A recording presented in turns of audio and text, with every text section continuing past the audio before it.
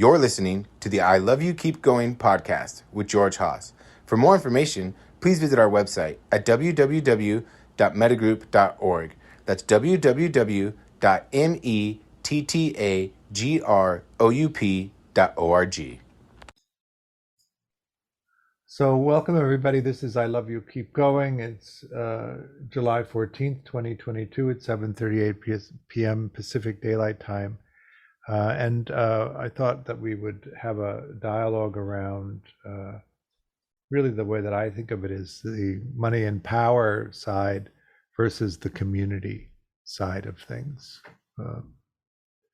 We had started the conversation a little bit before the class started, so we're going to jump in, and it may seem like we're not starting at the beginning, and that's only because we're not.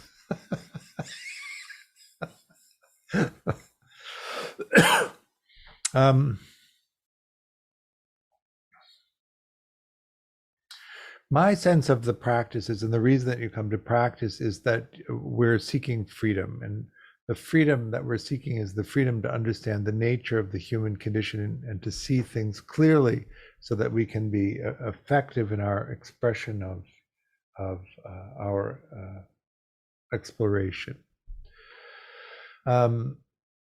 And what I notice in the polarization of the politic here and certainly in the West is that it always seems as if one side is limiting the freedom of the other side in the way that they operate.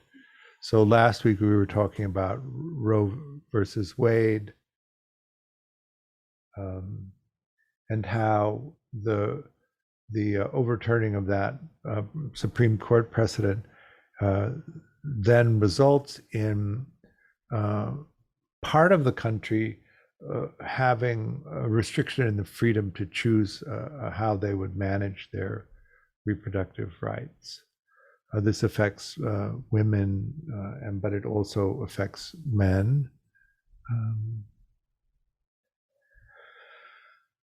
There, in the patriarchy or that construction, it seems that men are reluctant to limit their own freedoms, but are very happy to limit everyone else's, and that certain groups position themselves higher up in the power structure, and they tend to feel comfortable in restricting freedom in people that have less power. In the accumulation of power and wealth, they don't mind such an unequal distribution of resources that we don't have people who don't have enough. Now, I live in Los Angeles. In Los Angeles, half of the children have food insecurity. We're now calling it food insecurity. What is food insecurity? Food insecurity means that half of the population of children in Los Angeles cannot rely on the fact that they will have a meal when mealtime arises. This is not a small thing that we would allow half of the children of a city to have food insecurity. It is not a question of resources. It is a question of the distribution of resources. There's plenty. It's just not distributed in a way that the people who are in power think that half of the children should not have food insecurity.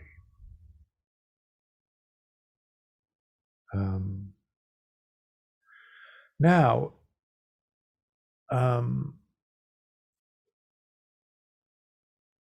there's in our government, we could do it federally, we could do it statewide, locally, but we live in a country where 3/4 of the federal budget is consumed by the military.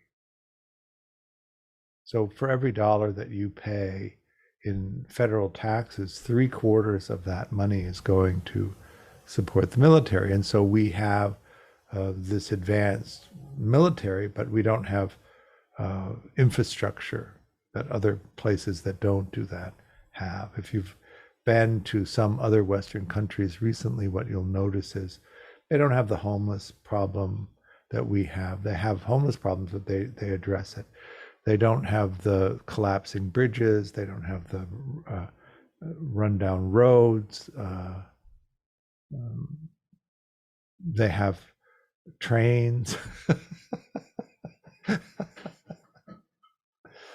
They have bullet trains. They have. It's very different. Jake? So, I mean, I agree with you. It's obvious, right? But so what is the outcome that we're aiming for in this conversation? Why don't we just say, well, these are all fabrications of our mind and we should aim for transcendence? Why don't we just commit to that dialogue and instead go down the road of, what do you call it? You call it papancha, right? Or you call it, it's mental proliferation. I'm not denigrating that at all. I'm totally in agreement with you. But why do we go down that path instead of just saying these are just mental fabrications in our mind? Well, Is that one of the difference between a monastic and a householder is that we as householders are contributing to the creation of those things, so that there's a karma that I might. Now I know that there's a debate certainly about collective karma versus individual karma, but if I am paying my federal tax dollars and 3/4 of that is going to the military, and the military then is engaging in activities which are not suitable to an ethical life, I have some piece of that in my contribution. So I could say, for instance, well, I simply won't contribute to that, but you don't have the choice about that. There's no freedom to withhold 3/4 of your tax dollars or to indicate on the tax form that you don't want that money going to the military. So it's sort of like it's necessary to have this sort of engagement. Just it's an ethical necessity to have this sort of social engagement, is what you're saying. That's what I think. Okay. So for instance, if you read in the newspaper this morning, I like to read the newspapers, not so much that it's news, but I think of it as corporate propaganda, and I like to keep up with it. There was a big push in California for solar electrical power as an alternative to fossil fuels, as a way of addressing climate change. But these particular solar panels have a relatively short life. And then they have to be removed and replaced. And then what do you do with solar panels that are no longer operatable? Do you just dump them into the ocean or something? Well, we're even less creative than that. We just dump them in vacant lots. So here's the thing. It's a good idea to find alternatives to sources of energy that cause climate change. Would you agree? Would you agree that the sun is a good source of energy if we could find a way to convert it? In the paper, it said that these panels cost between $20 and $30 to recycle. But in the current market, the recycled materials that can be reclaimed from the solar panels are worth between $2 and $3. So it costs between $1 and $2 to put them in a landfill.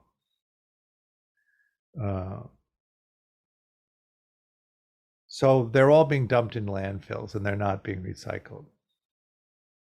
Now, Could you imagine thinking up a more complete version of how this works? We know the solar panel lasts, let's say, 10 years. We know the cost of recycling the panel. We know the manufacturing costs. Could we not, in a system that didn't externalize costs for profit, include the cost of recycling in the sale price of the solar panel? And couldn't we obligate the manufacturer of the solar panel to retrieve the panels that no longer work and recycle them, and that we include that in the cost of the distribution of solar panels? Now, the way that the solar panels in LA have been put up is because there's been a subsidy to put them up. So the taxpayers are paying a portion of the installation cost of the solar panels in the first place. And we have moved the needle to 15% alternatives from fossil fuels to create energy in our society. But what you look at in the nature of corporate capitalism, particularly in this country, is that these big companies are not profitable. And so how they have managed to make themselves sustainable but not profitable is through subsidies, which is a contribution of taxpayers, and the externalization of costs. These are the two means of which these companies support themselves. If we were to suddenly stop subsidizing and demand that the externalization of costs be stopped, they would go out of business. Now, what we get from that, according to the money power side of things, is jobs for people.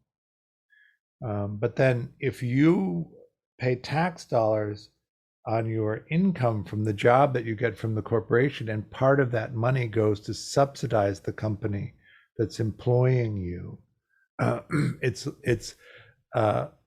it's less of them giving us jobs. You know what I mean? So this is part of the dialogue that needs to be tuned, so that actually what's happening is well known, and we're understanding that. The externalization of costs is that they're able to sell the solar panels and externalize the cost of recycling them again to the taxpayers, because we're the ones who will end up paying for that. And this is true throughout the corporate world of these large companies. So from the community side of things, since we're involved as the community in paying for a large portion of this, including the external costs that they don't pay for, that makes them sustainable in terms of an operation, could we not say that we don't want to do that anymore?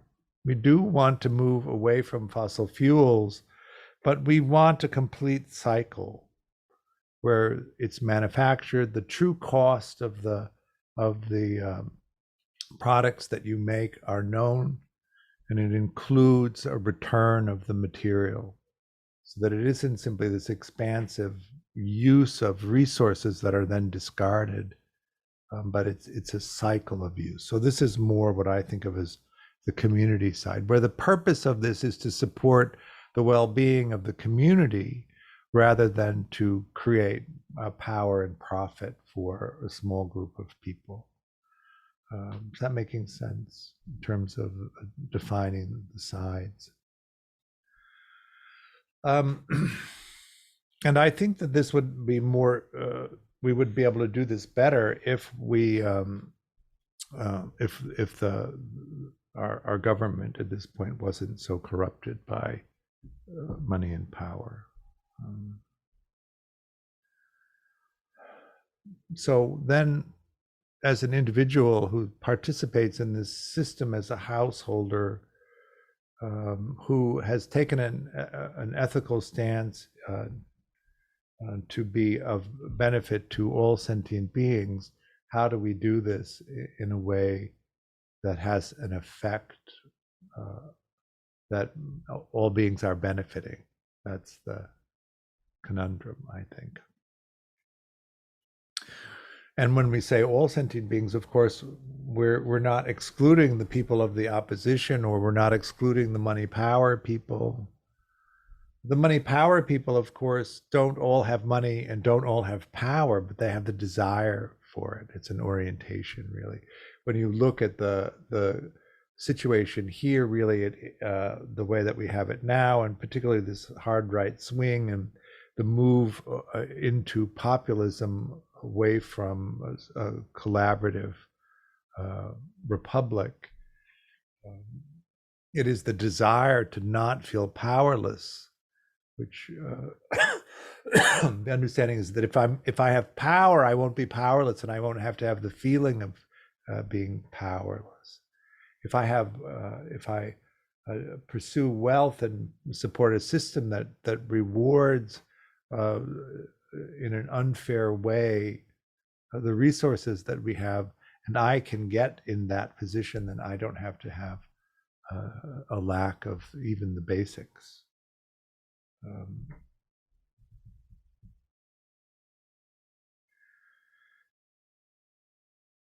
One of the things about this contraction of wealth and power into a smaller and smaller group of people is that it tends to cause the system to fall apart.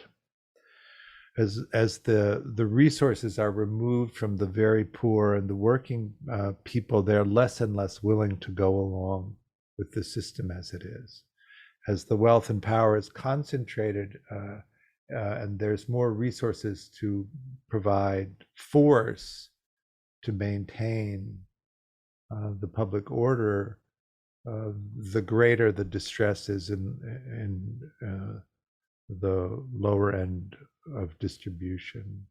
And at a certain point, they won't hold the social fabric together. So you notice in the United States, what we've done is imprisoned 2.2 million people. We've militarized the police. There's routine killings by the police of citizens.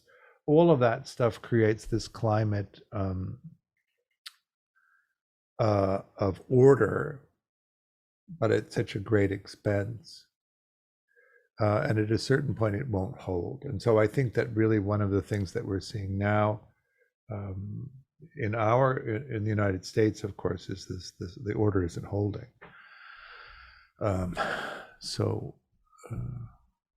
And the remedies of that, of course, are a fair distribution of resources, a return to a public education system where people can actually learn rather than the intentional destruction of it. And so here we are. Practitioners of meditation, people who are interested in understanding the nature of the human condition and understanding our responsibility and role in the society we're in, and also the places that we hold in that society, and that obligation to express our opinions about what's happening, and also exert the forces that are ours to exert in the dialogue. So it's one of the reasons why I think it's a relevant topic for a group of people who come together around understanding meditation. And that the sense of simply transcending it and coming into our own liberation is not a reasonable response. Now, it is probably not the Theravada Hinayana approach to this, but more a Mahayana approach. In the Hinayana approach, in the lesser vehicle, the idea really is that we each seek our own liberation. And there's no obligation to the rest of us the rest of us. Christian? George, does that play out that in like there are a lot of Buddhist societies, they don't get into like politics, or like is that like a survival mechanism for the Dharma to just not get like beat up by the politicians or whoever's in power? Well, um, this is we could look at it from the karma side, and we could also look at it from the historical power, wealth, community side. In the karma side, in Theravada Buddhism, if you have unfortunate birth in a lower caste of society, or you're poor, if you're disadvantaged, it's a result of your karma. And so then we look at and understanding the nature of karma, and in this lifetime attempting to purify our karma so that we can be reborn again in a better situation. So that really results in very little charity, very little sense of obligation to people who are disadvantaged. You are disadvantaged because of your karma. And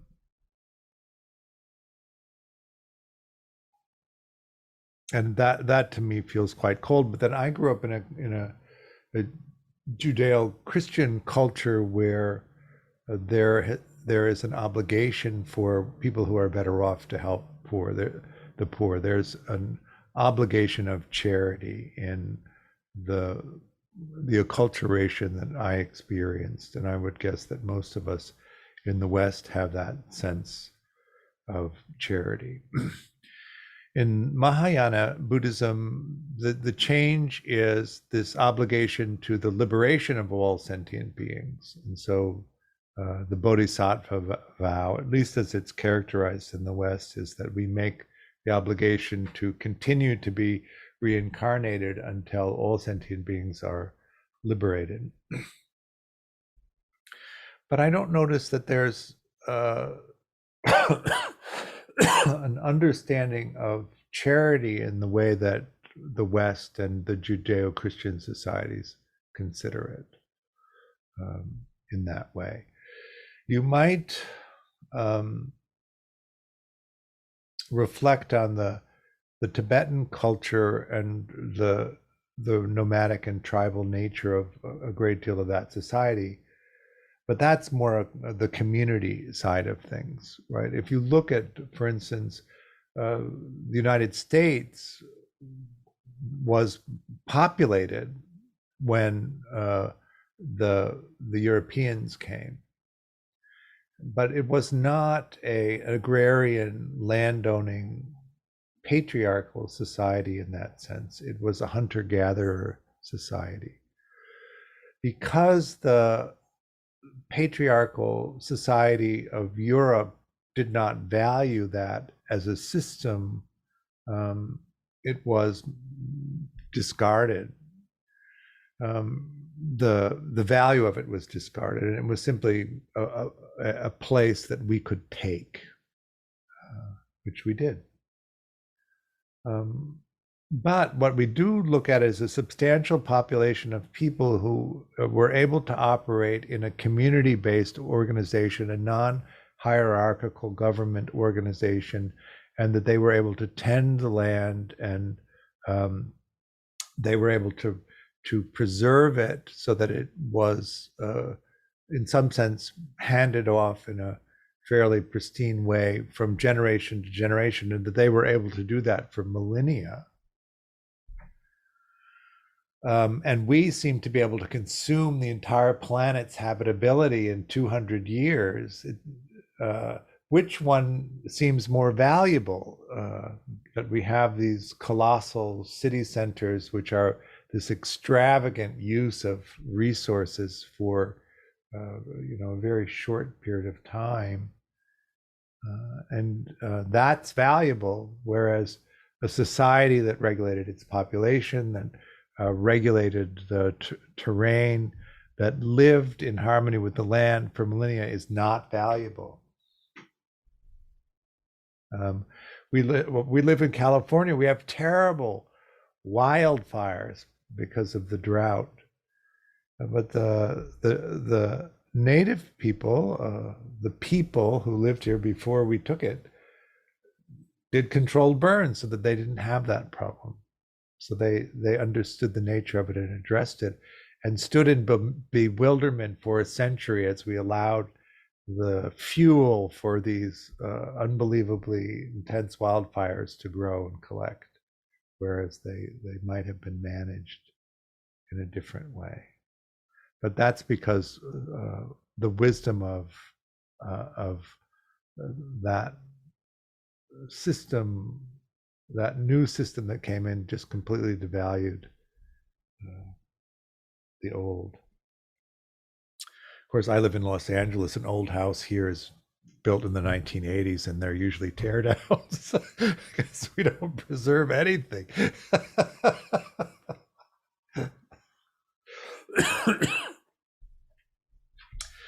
So my sense is that we need to dialogue.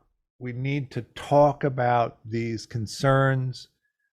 We need to get across the definitions barriers, and that we need to move into a more community-oriented view that values everybody's freedom, not imposes a rigid sense of belief, which is usually at the expense of freedom of the people who don't embrace it. I would like to not spend 3/4 of every federal dollar on the military and servicing the debt to pay for the military. I don't think that that's a good use of resources, particularly when half the children in Los Angeles have food insecurity. It doesn't make any sense at all to me. But then the big multinational corporations that rely on that military force to stay in business don't see it that way. But then I don't think we should be subsidizing them either. And I certainly don't think we should permit the externalization of expenses so that they can stay in business. And somehow we need to come to a place of dialogue around this so that what I really like in the idea of community is that each of us has the time, energy, and resources that we need so that we can pursue meaning in life. That's what I think we need. I don't think that we should organize society so that a small group of people can live in an extraordinary abundance and everybody else is restricted from being able to pursue the meaningfulness of life. That's what I think. But I think that we need to do it in such a way that we aren't restricting each other's freedom in insisting on a point of view, which is what I think happened with the Christian nationalists on the Supreme Court imposing a point of view which they think is the morally correct or the ethically correct point of view. But it comes at the expense of the freedom of everyone who doesn't think that. Is that making sense? And I don't want it to be understood that I'm suggesting that we compromise, because I don't think we should in that sense. I don't think we should compromise by limiting some aspect of our capacity to pursue meaning. I don't think that I don't think that 20% of the children in Los Angeles should have food insecurity as a compromise.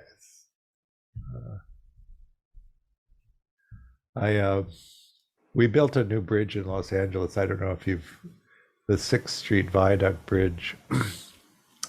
And it only came in $120 million over budget. And it's a spectacular bridge. I really quite like it. We built a bunch of apartments for the homeless, and the cost of building each of these apartments, these small 1-bedroom apartments, was $1 million a piece.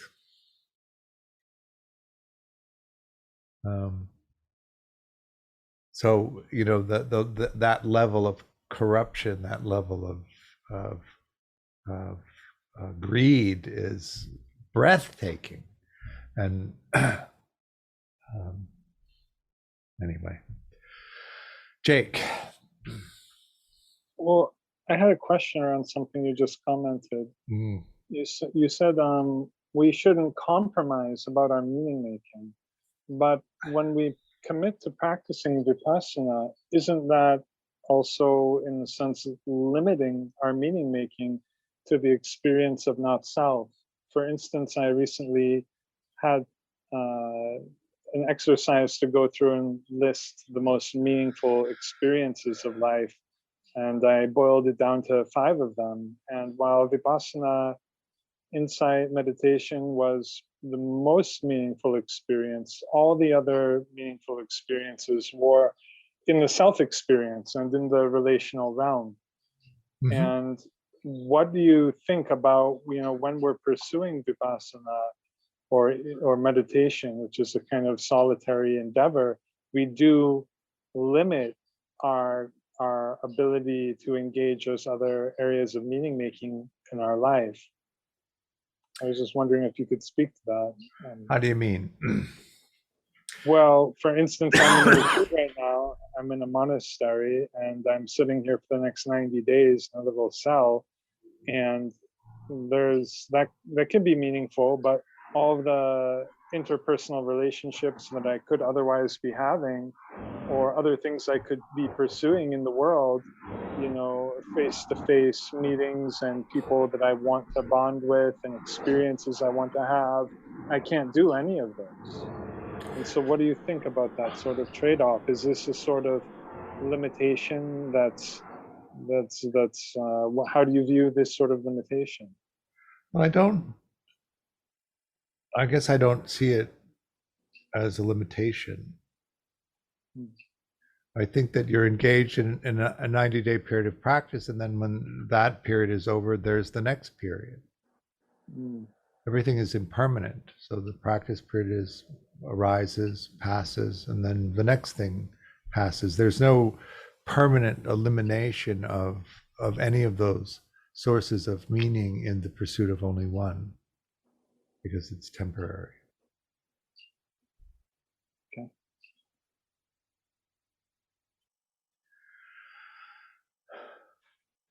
Christian. George, I think I have an idea for the food insecurity that you mentioned. Couldn't we just feed the 25% of the children to the other 25% of the children?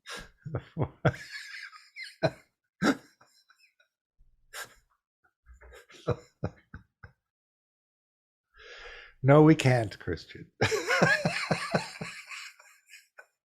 You gotta break the whole capitalist system, or you gotta go through it.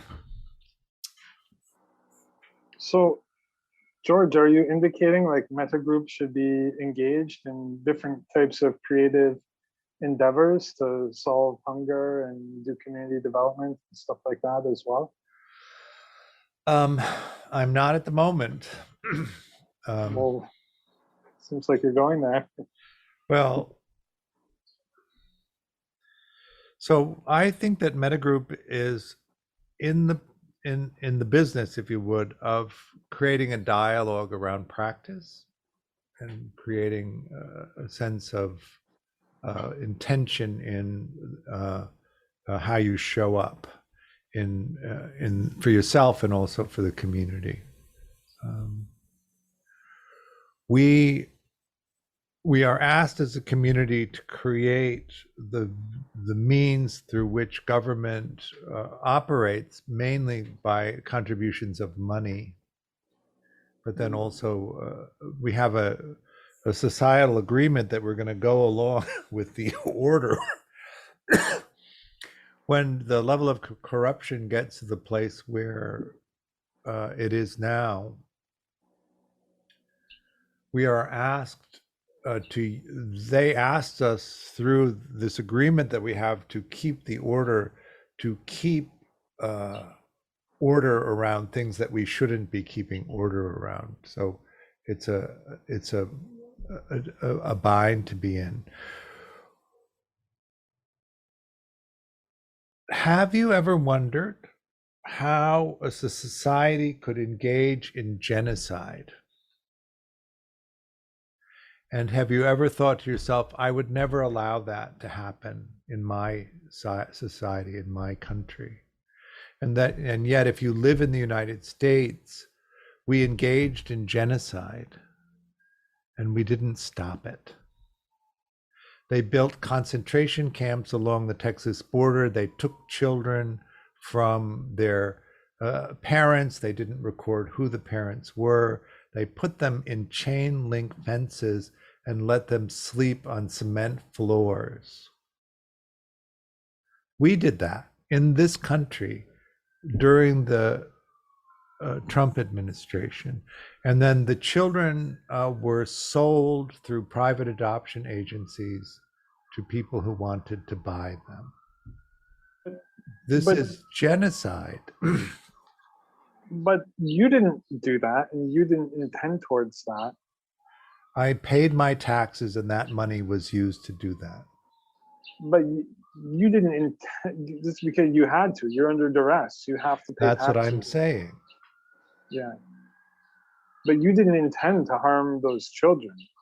Why are you identified with them? Is that part of, is that a necessary component of our ethnocentric identity as Americans, is that we should necessarily be identified with what the American government is doing?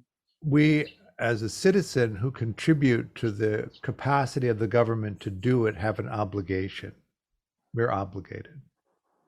We can't simply say, oh, that's not me. I didn't agree to that part, so I take no responsibility for it. That's what I'm saying.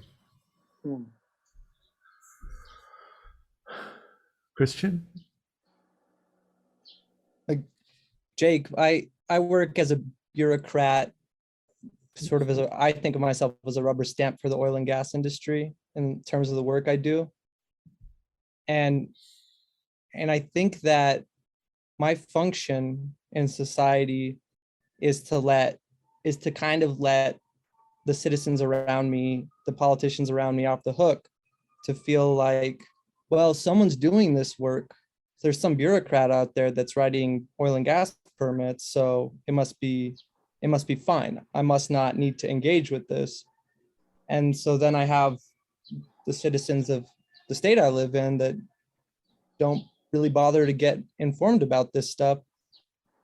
But I can't take the entirety of like supporting or not supporting the oil and gas industry, so at what point are people just kind of offloading their responsibilities onto like, well, these things are bigger than me, they're systemic, and I can't engage? Like at some point, everyone has to get engaged on this stuff, even if as individuals we can't make, a difference just as one person, but we have to find ways to engage, I think.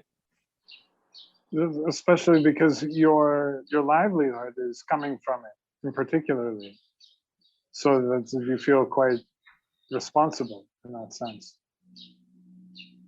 Right. I have my responsibility and I try to work that out, but people can't, like the citizens around me, it doesn't make sense for them to go, this one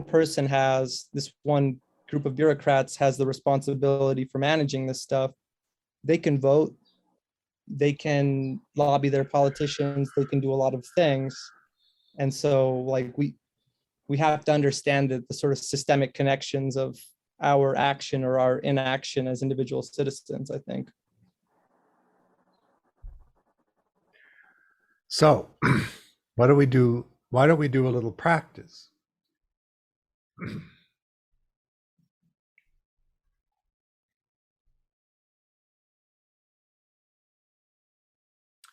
Why don't we do a little Vipassana practice?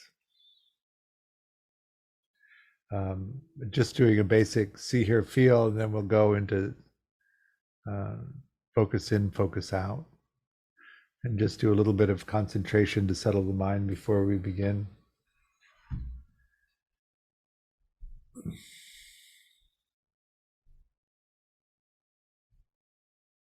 So go ahead and take your meditation posture.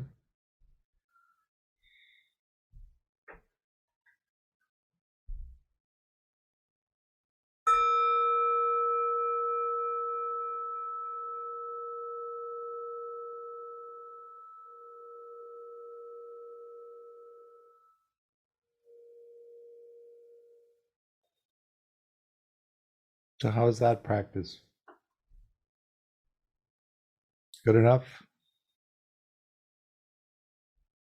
Good. So thanks everybody for coming.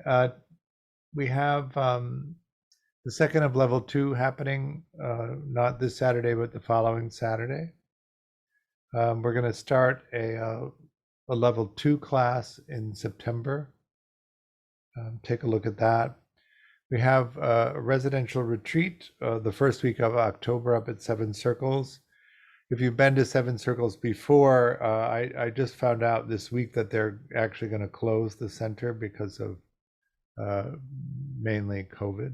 But they haven't had enough attendance at the different retreats they've offered to be able to stay in business. So this is going to be our last retreat at Seven Circles. So if you want to indulge your nostalgia for having retreated there, you could come.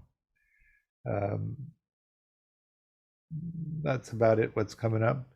Take a look at that if you're interested in any of it. I teach this evening on a dana basis. Dana is the Pali word for donation. Sometimes we translate it as generosity. Any donation at all is appreciated. It helps support me and also the work Mettagroup is doing. Thank you for coming, and we will see you soon, I hope. Bye.